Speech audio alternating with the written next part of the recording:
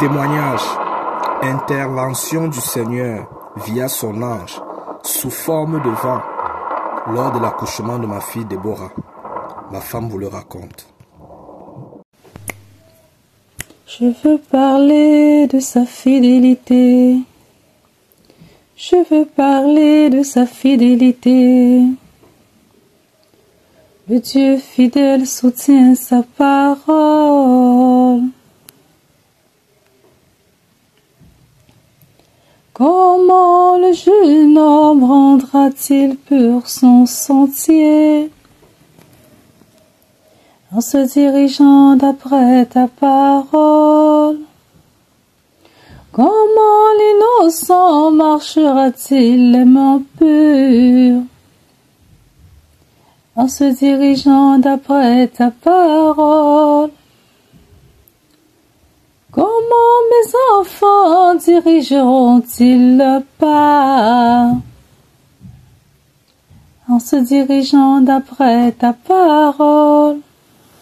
Oui, ta parole, une lampe à mes pieds, une lumière sur mon sentier. Ta parole, mon épée, ta parole, mon bouclier. Le Dieu fidèle soutient sa parole. Merci Père pour ta parole. Merci au Père pour ta parole, qui ne te retourne pas sans effet, sans avoir exécuté ta volonté et accompli tes desseins. Merci au Père pour ta parole, qui est semblable à une épée tranchante à double tranchant, qui divise âme et esprit, jointure et moelle, qui sonde même les sentiments des cœurs. Père, merci. Papa, je te prie de prendre le contrôle de ce temps, car sans toi, nous ne pouvons rien faire. Nous ne voulons plus faire quelque chose par nous-mêmes, comme s'il y avait en nous une capacité de faire quelque chose par nous-mêmes, car sans toi, nous ne pouvons rien faire, absolument rien. Merci au Père pour le privilège de la respiration, pour le privilège du mouvement, pour le privilège de la capacité de parler, d'entendre, de voir, de sentir. Merci au Père pour la capacité, ô Saint-Esprit de Dieu, de toucher, de raisonner. Merci au Saint-Esprit pour l'intelligence et pour tous les dons naturels et spirituels que tu as mis en nous. Merci au Saint-Esprit de Dieu de te mouvoir au travers de nous et de prendre le contrôle de cette heure. Papa, nous attendons tout de toi. Nous savons que sans toi, nous ne pouvons rien. Prends le contrôle. Nous ne voulons rien faire sans toi, Père. Nous ne voulons rien faire sans toi, Moïse a dit. Moïse a dit, ne nous laisse pas partir d'ici si tu ne pars toi-même avec nous. Ainsi, Père, je te prie, ne me laisse pas parler si tu ne parles toi-même avec moi. Ne me laisse pas, ô Saint-Esprit de Dieu, poser un geste, une action ou quoi que ce soit. Père éternel, si tu ne le fais toi-même par moi. Je t'en prie, Père, je t'en prie, que tes capacités agissent en moi. Que tes capacités agissent en moi, car je suis rien, absolument rien sans toi. Prends le contrôle de ce vaisseau que je suis. Père, prends le contrôle de ce vaisseau que je suis. Et que ce témoignage au sujet de l'accouchement de Déborah ne soit pas simplement un témoignage comme une bonne histoire qu'on comprend, mais qu'elle impacte les vies.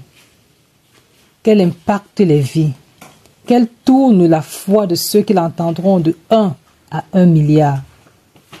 Que lorsqu'ils l'entendent, ils disent « Eish, vraiment Dieu agit comme ça, dans le naturel. Ça veut dire que ma situation est déjà réglée. Si Dieu l'a fait dans la vie de cette femme, ça veut dire que mon cas à moi est réglé.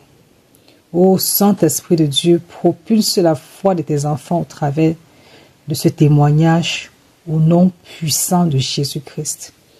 dans le nom puissant et précieux de Jésus-Christ. Merci Père. Merci de m'avoir enseigné de ne jamais cacher un bienfait qui vient de toi. De ne jamais cacher tes bienfaits. Tu dis dans ta parole, Père, au sujet de la femme que tu as trouvée au puits le matin, après l'avoir dit tout ce qu'elle avait fait, ta parole dit que la femme elle n'avait même plus le temps. Elle avait même oublié qu'elle était venue puiser l'eau en fait. Elle a laissé sa cruche là-bas. Elle n'était plus sur l'eau. Elle a couru à la ville. Et elle a raconté à tous ceux qui la voyaient et à tous ceux qu'elle rencontrait. Elle a dit, cet homme, venez voir un homme qui m'a dit tout ce que j'ai fait. Ne serait-ce pas le Christ? Et tu dis plus tard,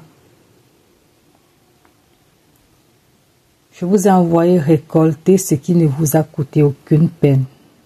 D'autres ont peiné et vous êtes entrés dans leur travail, en parlant ainsi de la peine de cette femme, comme pour dire que lorsque nous donnons notre témoignage, et ça fortifie par ta grâce et par ta miséricorde, la foi des autres pour les rendre à un niveau encore plus haut, nous travaillons à ton royaume. Je t'en prie, ô Saint-Esprit de Dieu, que ce témoignage ne soit pas vain devant ta face. Je t'en supplie, Père, de l'utiliser puissamment, puissamment, puissamment pour montrer au cœur de ce siècle maintenant que tu es le même hier, aujourd'hui et éternellement, et que les miracles, l'âge des miracles n'est pas révolu. Merci Jésus. Amen.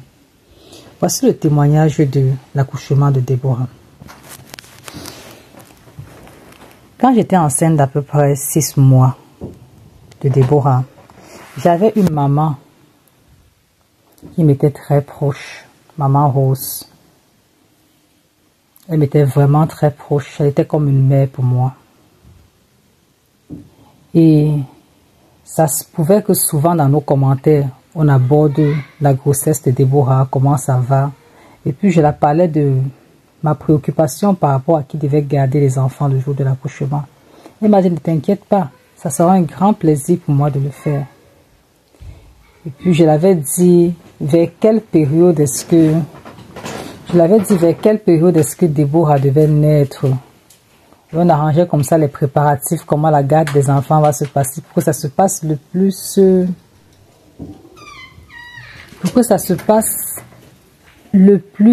plus bien possible que nous pouvions humainement.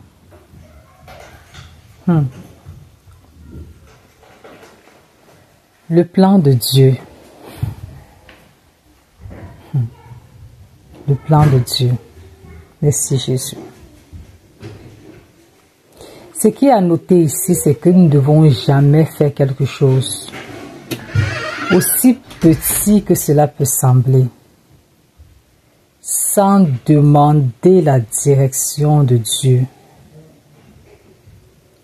Que nous ne devons jamais faire quelque chose, aussi évident que cela peut sembler, avec notre vue humaine, sans demander à Dieu ce qu'il en pense, sans demander à Dieu comment il voit les choses. Car c'est exactement lorsqu'on se dit « Ah, tout va bien » que la pente peut être glissante. Père, je te demande encore pardon d'avoir cherché cette aide humainement sans t'avoir au préalable consulté pour savoir ce que tu attendais de nous dans cette situation. Et je prie au Père pour que tous ceux qui entendront ce témoignage prennent l'habitude de te consulter, même dans les petites choses. Même dans les petites choses. Ta parole ne dit-il pas que les disciples sont passés de l'autre côté et tout était bien paisible lorsqu'ils partaient et soudainement une tempête s'est levée. Comme pour dire que dans le calme, là où tout va bien, c'est même là que nous devons prier encore plus qu'avant. Maman Rose et moi, on a conclu comme ça, comment on a planifié comme ça, comment on voyait que l'accouchement de l'enfant devait se passer. Elle a apporté ses suggestions qui m'ont aussi beaucoup aidé. On suggérait comme ça, on parlait de tout et de rien. C'était une véritable mère pour moi. Comme la maison de Maman Rose est sur le chemin, était sur le chemin de l'école de ma plus grande.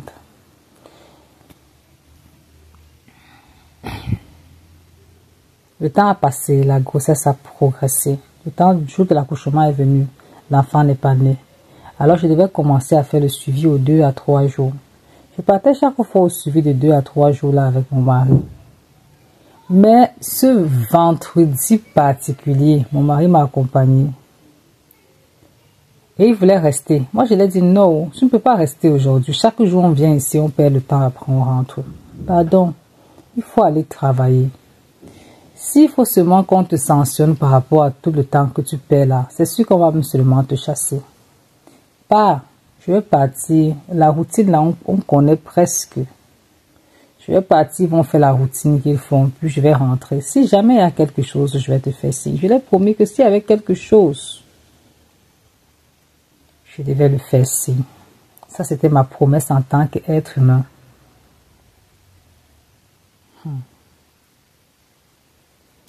Que le nom du Seigneur soit béni. Le plan de l'homme à côté du plan de Dieu. Le plan de l'homme à côté du plan de Dieu. Je suis rentrée cet après-midi-là au magasin, puisque je suis couturière et que j'avais un magasin de couture et mercerie. Je suis rentrée cet après-midi vers 14 h. Alors je me suis demandé qu'est-ce que je peux faire pour avoir aussi travaillé cette journée. Pendant que j'essayais de voir ce que je pouvais faire, une chose ou deux que quelqu'un m'avait demandé de faire, j'ai senti dans mon ventre que je commençais un peu à avoir mal au ventre.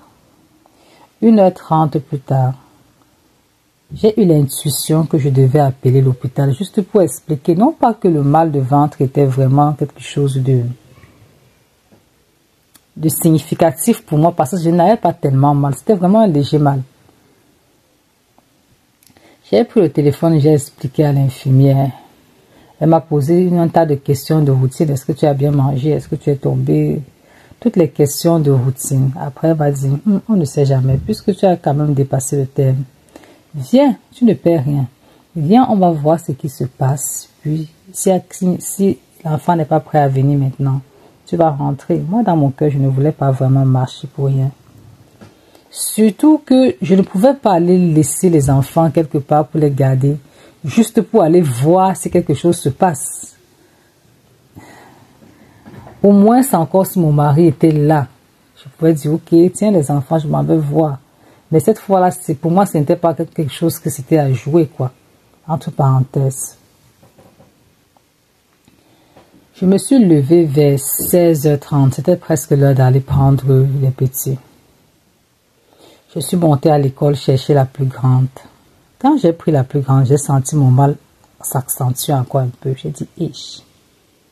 J'ai dit, tu sais quoi, Adassa? Cours! Et tu m'attends à chaque arrêt. Alors, elle courait. À chaque arrêt, elle m'attendait. Je venais tenir sa main et on traversait la route. En rentrant, on est repassé devant la maison de Maman Rose, puisque la maison de Maman Rose était sur le chemin de l'école. J'ai sonné à la maison de Maman Rose. J'ai sonné. Personne. J'ai sonné même une dizaine de minutes. Finalement, j'ai conclu qu'elle était sortie. Alors, je suis partie. Je suis partie à la garderie, j'ai pris les autres. C'est comme ça que je les poussais pour rentrer. Quand j'ai rencontré en chemin une femme que je connaissais bien, elle m'a demandé, Madame, est-ce que tout va bien? J'ai dit non, tout va très bien.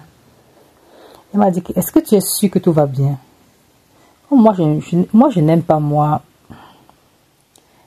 crier pour une petite chose. Moi, je me disais que c'était petit. Vraiment, je me disais vraiment que c'était petit. Je ne pensais pas qu'avec la douleur, là, je pouvais accoucher. C'est vraiment ça. J'ai eu des accouchements auparavant. Je n'ai jamais vu une telle douleur faire quelqu'un accoucher. C'est pour cela que ce n'était même pas dans ma pensée vraiment d'accoucher là. Quand elle a vu qu'elle insistait et que je refusais, elle m'a dit ok, elle est partie. J'ai continué. Juste au carrefour devant, j'ai réalisé que je n'arrivais même plus à vraiment pousser la poussette. J'ai comme tenu la main d'une personne. J'ai demandé à Adassa, pousse l'autre personne, je tiens la personne ci, il va marcher. Comme ça, on va vite arriver. C'est comme ça qu'on est arrivé devant la porte. Quand on est arrivé devant la porte, c'est là où le miracle pour moi s'est produit. Puisque tout au long, quand on cheminait, et que je savais que mon mari était au travail, dans ma tête, avec la douleur là, je savais qu'il y avait encore beaucoup de temps. Si c'était même l'accouchement, il devait encore s'écouler beaucoup de temps avant que j'accouche. Alors je me suis dit, je vais aller à la maison, je vais m'installer sur le canapé, je vais nourrir les enfants et les mettre au lit. Pendant que le travail progresse, si c'est vraiment le travail. Donc j'avais déjà un plan. Et dès qu'ils vont manger, ils vont aller au lit. Moi, je vais m'installer et voir progresser le travail. Mais je n'avais pas compris que Dieu avait un autre plan. Quand je suis arrivé devant la porte, je voulais forcer pour descendre les escaliers et aller ouvrir la porte, sans que j'avais même déjà ouvert la porte d'entrée de la maison. Dès que j'ai poussé la porte principale, donc la porte commune à tous, j'ai senti comme un grand vent me repousser à l'extérieur. Mais je n'ai pas compris. Je ne me suis même pas posé la question à ce moment précis. Où est-ce que le vent sort? Ce n'est pas venu dans ma tête. J'ai quand même forcé. Je me suis fait violence pour aller ouvrir la porte. Et j'étais en train de dire aux enfants, descendez, entrez à la maison. Personne ne m'écoutait. Alors je me suis dit, ce sont les enfants, peut-être qu'ils parlent comme ça pour jouer. Ils jouent. J'ai mis ça sur le compte du jeu en fait. Malgré que j'ai insisté même 5 fois, personne ne descendait. Moi, comme j'avais forcé la porte jusqu'à ce que j'ai ouvert, j'ai essayé de mettre mon pied à l'intérieur de la maison. Dans ma tête, mon objectif était, je vais placer la poussette comme ça et je vais forcer les enfants à entrer. Dès qu'ils vont manger, ils vont aller dormir, je vais me coucher. J'ai encore senti le même grand vent. C'était vraiment un vent qui était toujours là. Sorti de nulle part dans la maison, cette fois-là. Et me repousser derrière. Donc, j'ai monté les escaliers par derrière sans comprendre ce que je faisais. Je me suis retrouvée à l'entrée de la porte. Je ne savais plus quoi faire. Je ne savais vraiment plus quoi faire. C'est pas la grâce de Dieu que j'ai réussi à fermer la porte, donc à taper la porte, parce qu'il n'y a même pas le temps de fermer avec la clé.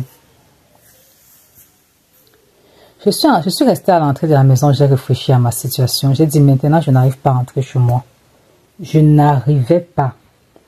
Je n'arrivais pas à entrer dans une maison, pourtant la porte avait réussi à s'ouvrir. Pourtant mon désir à moi était d'entrer, me coucher et voir progresser les contractions. J'ai dit, comment je vais faire dans cette situation? J'ai pensé que j'avais une camarade juste à côté de la maison, Angèle. J'ai dit aux enfants, allons chercher maman Angèle. Peut-être qu'on peut trouver qu'elle est là. Dans mon cœur, je me disais, ça se peut qu'elle soit déjà rentrée du travail. Ou même peut-être que par miracle, Dieu ait fait aujourd'hui qu'elle n'ait pas travaillé. On ne sait jamais. On est passé devant sa porte. J'ai sonné le numéro de son appartement. Rien. J'ai sonné rien. J'ai sonné rien. Quand j'ai vu que je ne parvenais à rien de rien, j'ai pris mon téléphone, j'ai appelé maman Rose. Maman Rose m'a dit, me voici moi-même à l'hôpital. Même parler, je n'arrive pas à parler. Maman, pardon, je compatis, mais débrouille-toi, je ne peux rien faire. Moi-même, c'était évident pour moi qu'elle ne pouvait rien faire. Au contraire, j'ai commencé plutôt dans mon cœur à prier que le Seigneur mette sa main sur sa situation. Maintenant, là, j'avais 2 situations à gérer. J'avais mon cas avec l'accouchement. J'avais le cas de maman Rose dans mon cœur. J'ai pris encore le téléphone. J'ai appelé Angèle téléphone d'Angèle ne passait nulle part. Pourtant, l'heure du travail qu'elle devait rentrer était déjà dépassée. Donc, elle était déjà censée être hors du travail. J'ai réfléchi. Qu'est-ce que je peux faire? Est-ce que je dois partir là où je sais qu'elle magasine souvent en rentrant? C'était vraiment des bêtes réflexions. J'avais pensé à tout. Quelqu'un peut m'entendre comme ça et dire, la femme s'il me raconte les bêtises. Comment quelqu'un entre la vie et la mort marche à gauche et à droite dans ce Canada qu'on connaît, que les gens sont aimables, ils veulent toujours donner l'aide, ils courent pour intervenir, même pour rien. Je ne pensais à rien. Même le numéro de téléphone de mon mari, j'avais oublié son nom. Son nom était parti de mon esprit. 911-811. C'était parti loin. C'était un lointain souvenir. Même quand on m'a parlé de la police, même appeler la police là, l'heure là pour demander de l'aide, était parti de mon esprit. Je suis revenu donc devant la porte. Je commençais à être un peu à gauche, à droite, bouleversé dans mes pensées. Je ne savais plus trop sur quel pied m'appuyer. Je ne savais plus trop quoi faire. Je suis resté là-bas devant la porte. J'ai aperçu que ma voisine directe qui était à l'appartement numéro 2, puisque moi j'étais à l'appartement numéro 1. Ma voisine, je l'ai aperçue, elle a ouvert la porte. Je ne sais même pas pourquoi elle a ouvert la porte. C'était vraiment une coïncidence parce qu'elle n'était même pas en train de sortir. Je lui ai dit bonjour. Elle a répondu bonjour. J'ai remarqué qu'elle n'était même pas habillée comme si elle voulait sortir. Je ne sais vraiment pas qu'est-ce qui l'a fait ouvrir la porte. Je lui ai dit, s'il te plaît, j'ai besoin de ton aide.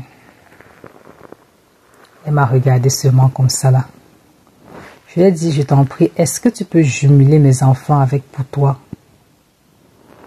Pour les garder un peu. Le temps que je cours à l'hôpital avant de revenir, j'ai trop mal au ventre.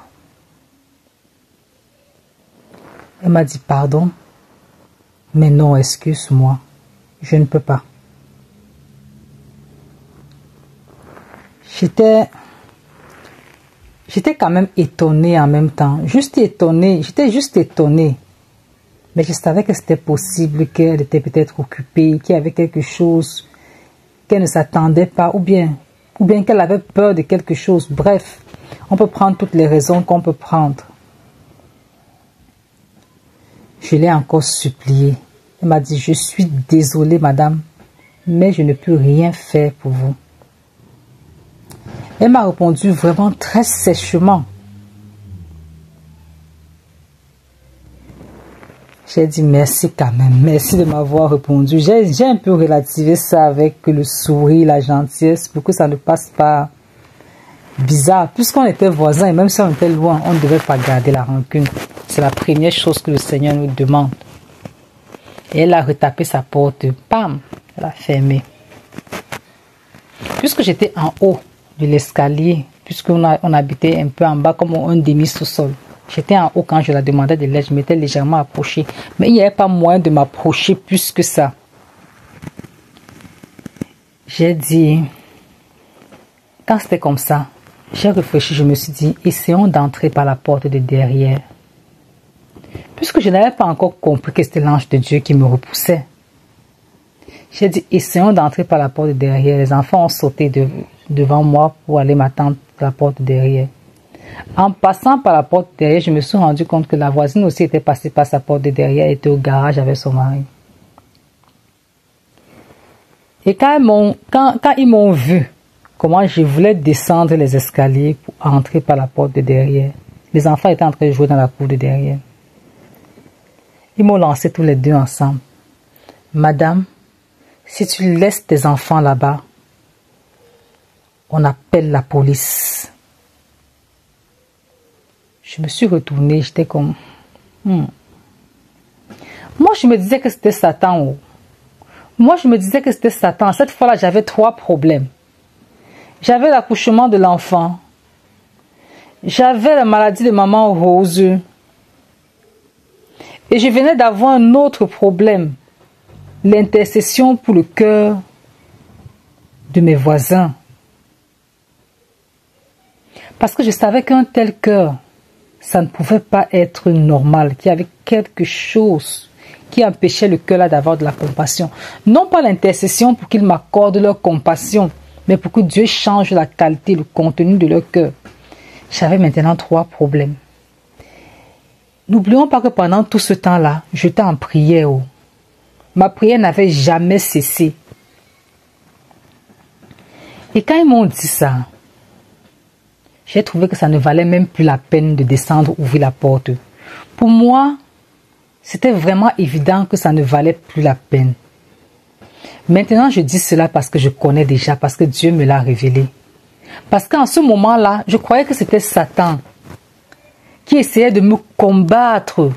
Mais je n'avais pas compris que Dieu utilisait l'ange sous forme de vent, devant pour me repousser.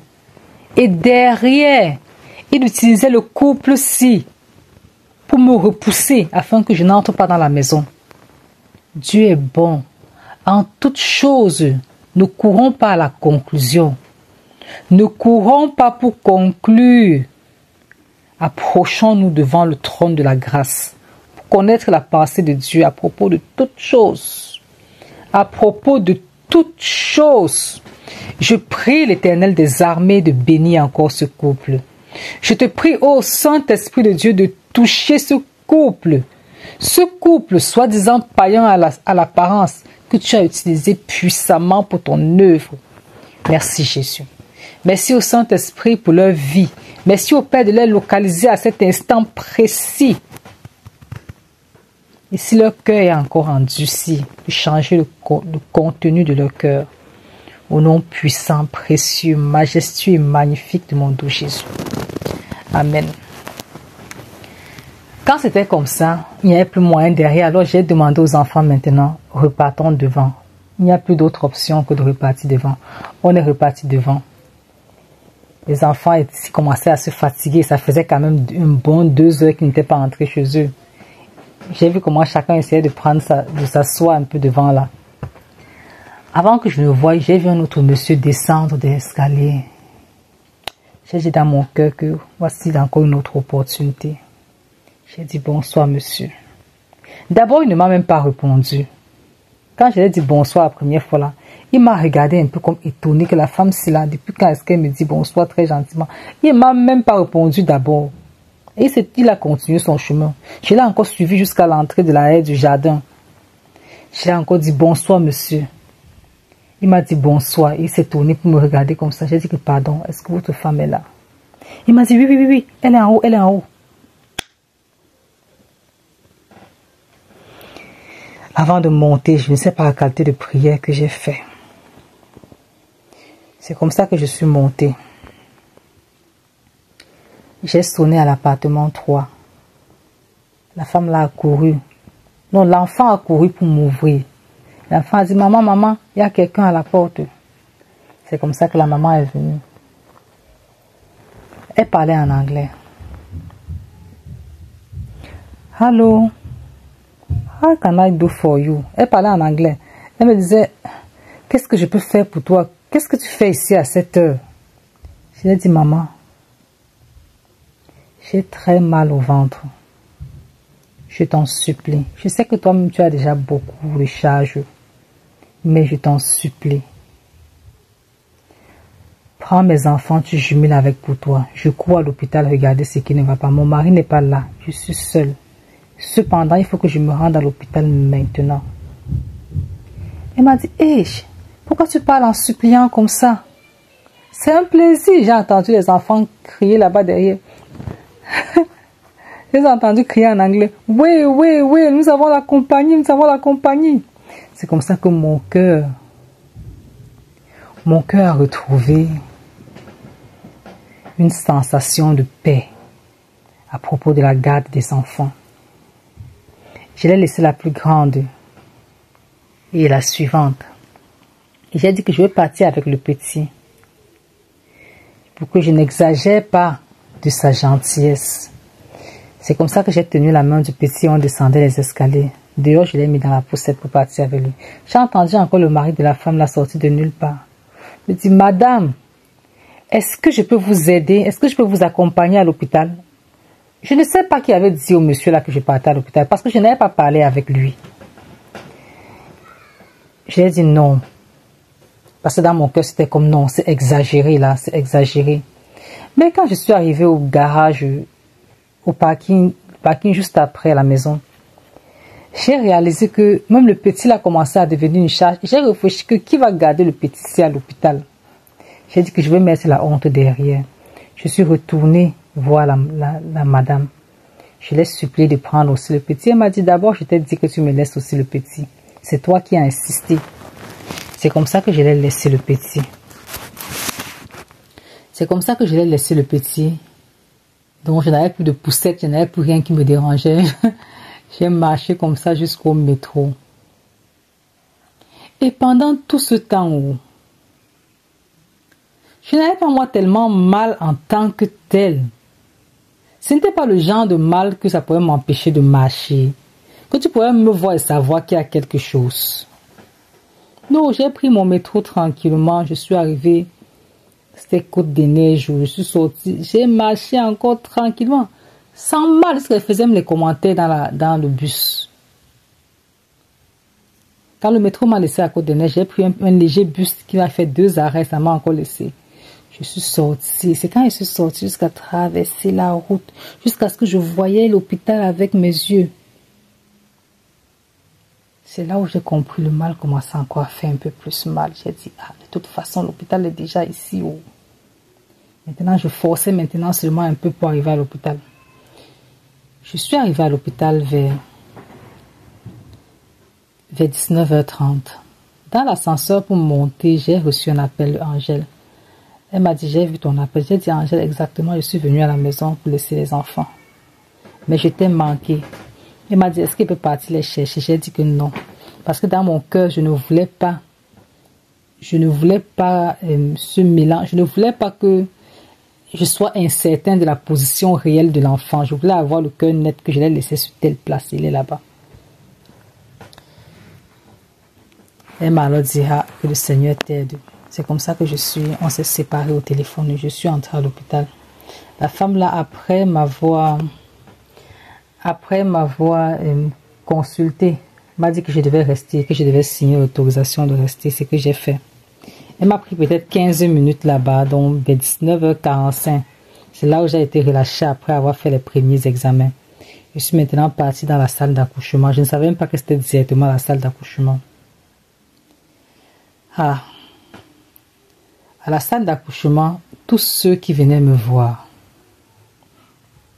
Donc, le Seigneur est merveilleux. Je dirais tout simplement, il est merveilleux. La mère de Samson et le père de Samson avaient demandé à l'ange qui leur avait annoncé la venue de Samson, comment est-ce que nous allons t'appeler? Quel est ton nom? Il a répondu, il est merveilleux. Véritablement, le Seigneur est merveilleux. Je n'avais personne à l'hôpital. Mais Dieu m'a créé une famille en moins de 15 minutes. Quand je dis une famille, j'ai déjà eu à partir à l'hôpital. J'ai déjà rencontré la morale, les différents styles de morale. Mais ce soir-là était particulier. Tous ceux qui venaient me voir étaient comme s'ils étaient ma soeur, ou ma mère, ou mon père, ou mon frère. Il y avait quelque chose, une sainte compassion, une compassion qui ne me jugeait pas. Une compassion qui essayait de prendre soin, sans porter de jugement. Je pouvais me sentir libre. Et quand on m'a demandé, Madame, comment se fait-il que tu es avec personne? Tu n'as pas de famille, rien. Tu n'as même pas ton mari. J'ai dit que mon mari est sorti pour aller travailler. Mais j'ai même complètement oublié de l'appeler. Ce n'est que maintenant comme ça que je me rends compte que je ne l'ai pas appelé dans une situation aussi critique. Après j'ai entendu, laisse tomber madame, il s'est fait trop tard, l'enfant est sur le point de venir. C'est comme ça que la femme là Je prie que le Seigneur bénisse l'infirmière là. Je prie au Seigneur que tu touches sa vie, que tu touches la vie de sa famille. Que les œuvres de cette infirmière là, la nuit, là, se lèvent en mémorial devant toi, que tu te souviens d'elle. Père, souviens-toi d'elle. Elle a été pour moi comme une sœur envoyée par Dieu, comme une mère envoyée par Dieu, comme une vraie famille. Je dirais même que j'ai accouché avec l'infirmière là, parce que je pouvais sentir qu'elle sentait ma douleur. Je pouvais sentir toute sa détermination pour donner le meilleur d'elle-même. Le Seigneur l'a utilisée puissamment. C'est comme ça que 15 minutes plus tard, Déborah était née. Déborah était née vers 20 h. Je suis arrivée à l'hôpital à 19h30. Je suis entrée dans la salle d'accouchement comme à 19h45. Et Déborah est née vers 20 h. Souvenons-nous que j'ai marché comme ça, de la maison jusqu'au métro. Déborah n'est pas née. J'ai pris le métro tout au long jusqu'à Côte-des-Neiges là-bas. Déborah n'est pas née. J'ai pris le bus pour 2 arrêts. Déborah n'est pas née. Je suis sortie, j'ai marché jusqu'à l'hôpital. C'est quand je suis arrivée à l'hôpital, bien m'installer. L'enfant est né comme si elle attendait, comme si elle voyait. Dieu est bon. Dieu est bon. Dieu est bon. Et j'encourage fermement à quiconque entend ce témoignage de mettre sa confiance en Dieu et en Dieu seul, car l'Éternel est un Dieu jaloux. Il ne veut pas partager sa gloire avec personne. C'est pour cela qu'il m'a fait oublier le 911. Il m'a fait oublier le 811. Il m'a fait oublier tout ce que je pouvais avoir comme support à gauche et à droite. Et même ce que j'ai pensé, il a fait tarir mes sources. Afin que lui seul, l'honneur et la gloire le reviennent, ne partage pas sa gloire. Père, reçois la gloire. Reçois la gloire, Père. Reçois la gloire. Que ce témoignage édifie le cœur de quiconque entend et que tu mettes ta main puissante sur leur vie. Au nom de Jésus-Christ. Que leur foi quitte de 1 à 1 milliard au nom de Jésus-Christ. Amen. Après la naissance de Déborah, quand mon mari est rentré à 23 h, c'est là qu'il a appelé. Je lui ai dit que j'avais accouché à 20 h. Que j'étais désolée de ne l'avoir pas averti. Il était vraiment fâché de moi. Il était super fâché. Il avait raison.